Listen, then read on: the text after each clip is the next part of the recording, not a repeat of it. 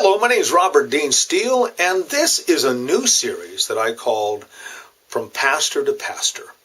And I want to give young pastors especially some real advice. Now, I have been serving the Lord in the capacity of a pastor for well over 35 years, and so I think I might have one or two things to share with you today.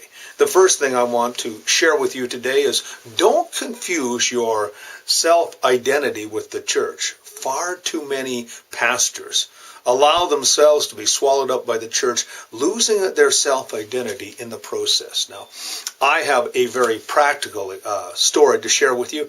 One day I was in my first church and I came back for lunch, and my son, Robert, was about three and a half years old, and I had been working very, very hard to establish a very good church where I was.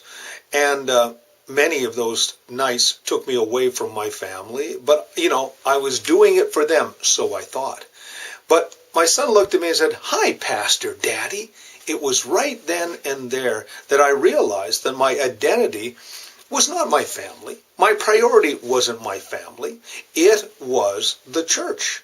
You see, I had allowed the church to become so important in what I was doing and what I was becoming that literally I was the pastor. But to my children, I was the pastor as well. So it's very important. Don't lose your identity in your working for the church. Many pastors love the name reverend or pastor or bishop or prophet, whatever the title may be. And it gives us a sense of empowerment, a sense of identity. But let me just remind you, it is what you do. It is not who you are. Who you are flows from your relationship with God. And what you bring to the table is actually your relationship with God.